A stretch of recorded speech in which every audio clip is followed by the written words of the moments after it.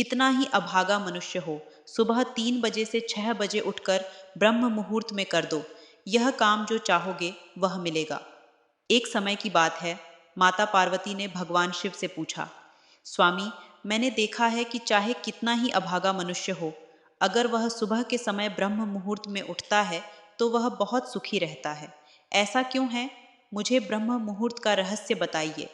तब भगवान शिव ने कहा, हे देवी, मैं आपको इस प्रश्न का उत्तर एक कथा के माध्यम से बताऊंगा। कृपया आप इस कथा को ध्यान पूर्वक सुनना, और जो भी मनुष्य इस कथा को पूरा सुनेगा वह कभी भी इस अवसर को अपने हाथ से जाने नहीं देगा।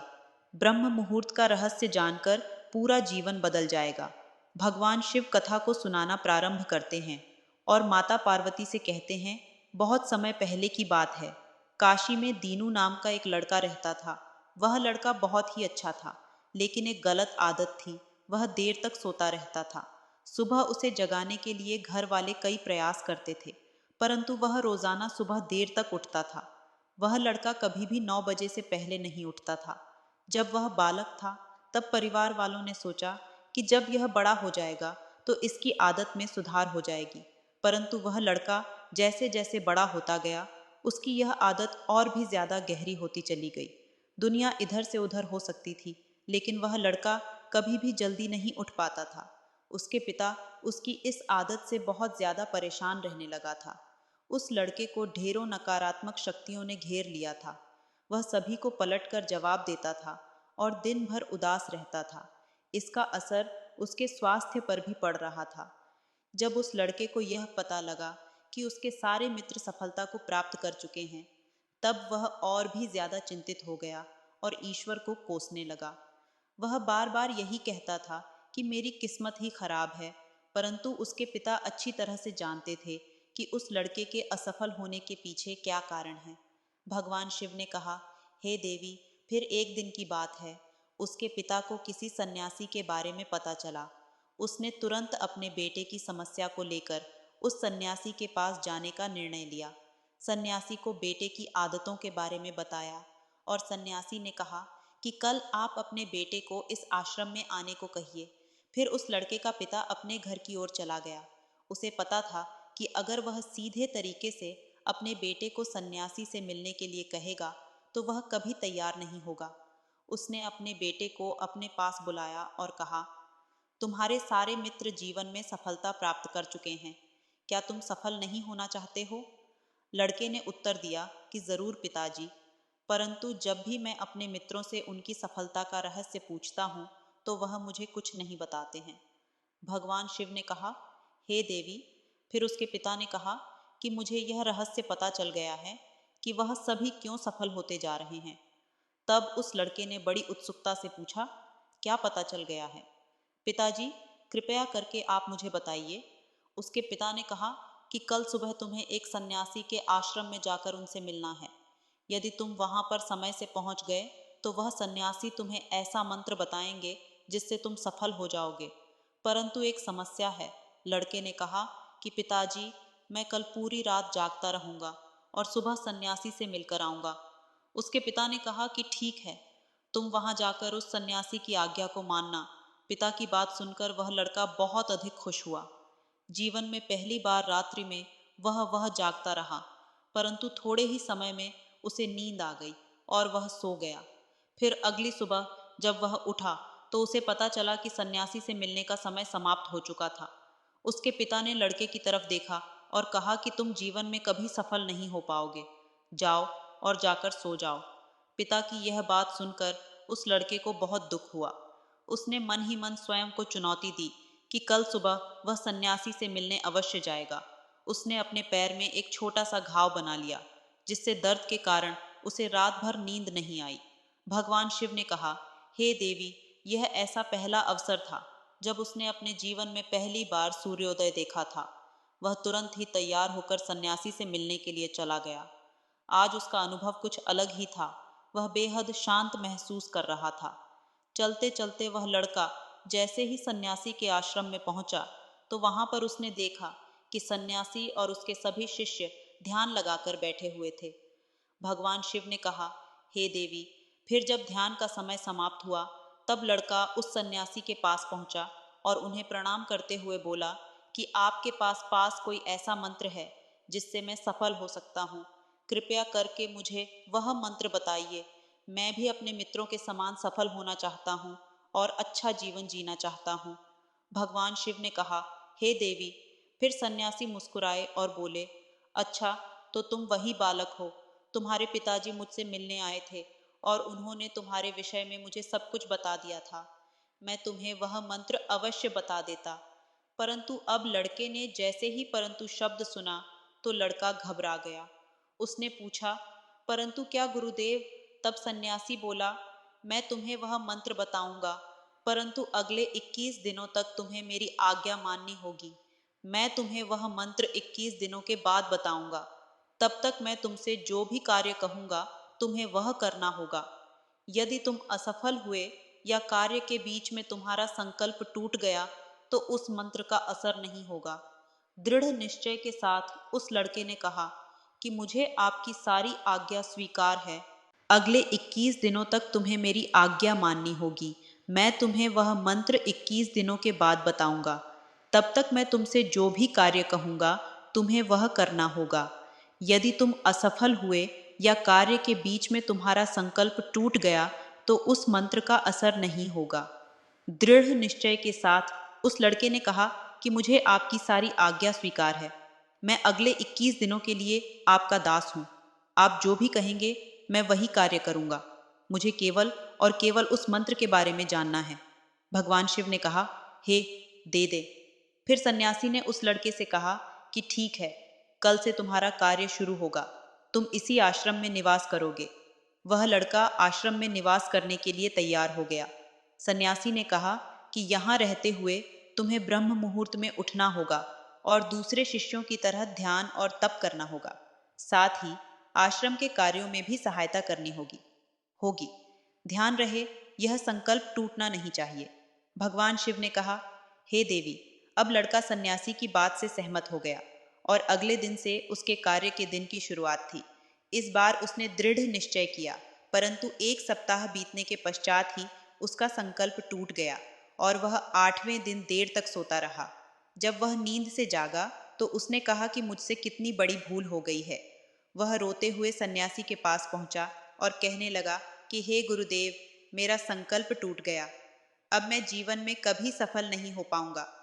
सन्यासी ने उसे समझाते हुए कहा कि एक बार फिर से शुरुआत करो, फिर से संकल्प करो। फिर लड़के ने सन्यासी से पूछा कि सुबह उठना इतना आवश्यक क्यों होता है और यहाँ पर सभी लोग इतनी जल्दी क्यों उठ जाते हैं। भगवान शिव ने कहा, हे देवी। तब सन्यासी ने लड़के को समझाते हुए कहा कि सुबह यानी ब्रह्म मुहूर्त में उठने के पीछे बहुत बड़ा विज्ञान छुपा हुआ है। लड़के ने कहा कि कृपया मुझे वह विज्ञान बताने की कृपा करें। सन्यासी ने कहा कि रात्रि को 4 पहर में बांटा गया है।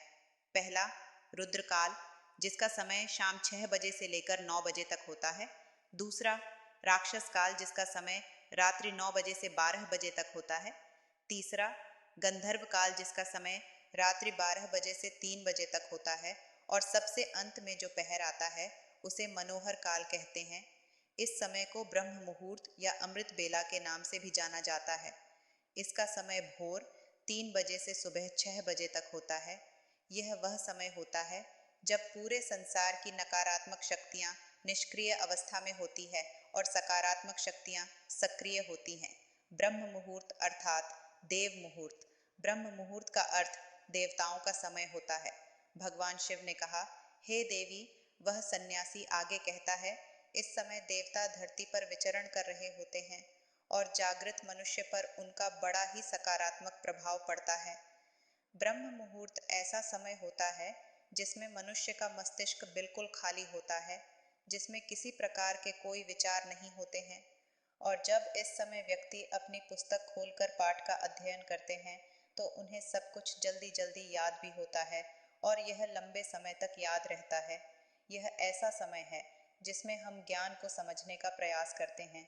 इस कारण आश्रम के सभी शिष्य और संसार में बहुत से ज्ञानी लोग ब्रह्म मुहूर्त में उठ जाते हैं। प्राचीन काल में रोशनी का कोई स्रोत न होने के कारण लोग अपने दिन का समापन सूर्यास्त के साथ और आरंभ सूर्योदय के साथ करते थे। यह एक तरीका है जिससे मानव जीवन प्रकृति के साथ तालमेल बनाकर चलता है। भगवान शिव ने कहा, हे देवी।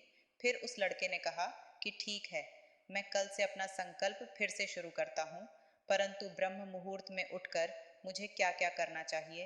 तब सन्यासी ने कहा कि ठीक है, मैं तुम्हें बताता हूँ कि ब्रह्म मुहूर्त में क्या करना चाहिए और कैसे करना चाहिए।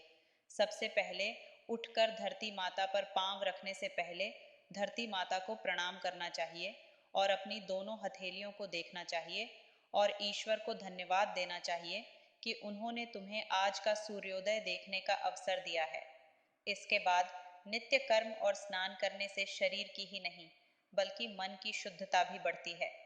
स्नान करने के पश्चात ध्यान की प्रक्रिया होती है। ब्रह्म मुहूर्त में ध्यान की अवधि 21 दिन तक होती है। इस विधि का उपयोग तब किया जाता है जब आप अपनी कोई मनोकामना की पूर्ति चाहते हैं। यह ऐसा समय होता है जब व्यक्ति अपने आज्ञा चक्र को सक्रिय करने पर काम करते हैं। भगवान शिव ने कहा, हे देवी। आगे वह सन्यासी कहता है, आज्ञा चक्र दोनों भौहों के बीच होता है। यह संकल्प का स्थान भी कहा जाता है।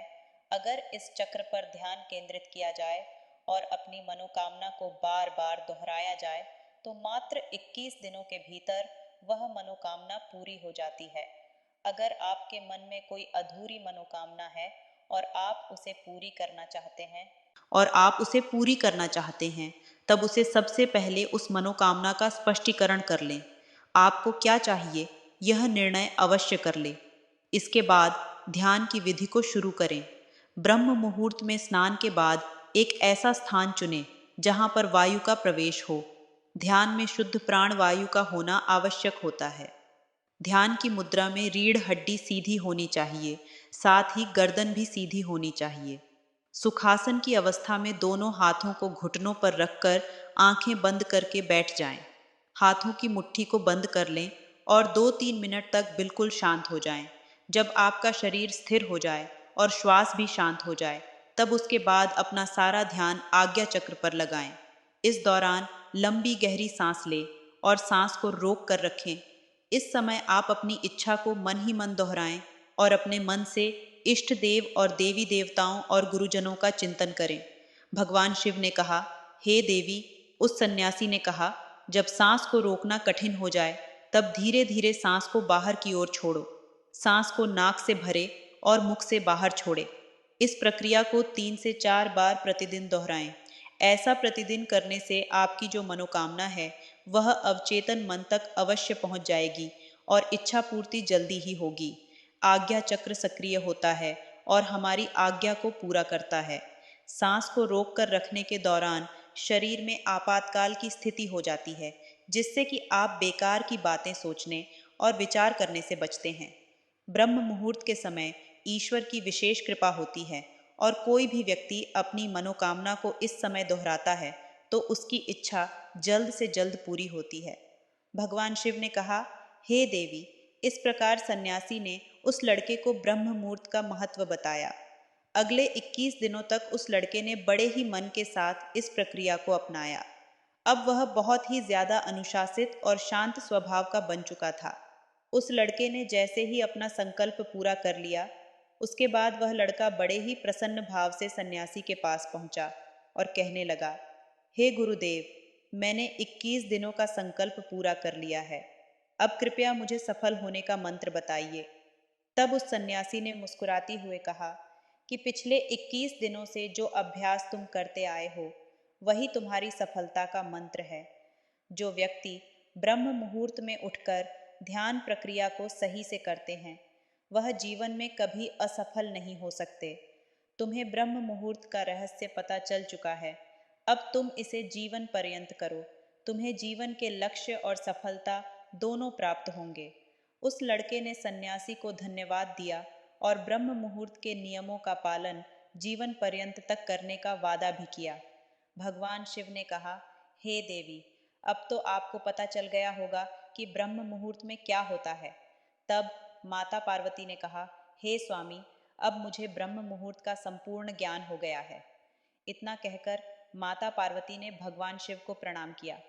वीडियो अगर पसंद आया हो तो वीडियो को लाइक और हमारे चैनल को सब्सक्राइब ज़रूर करें। हर हर महादेव।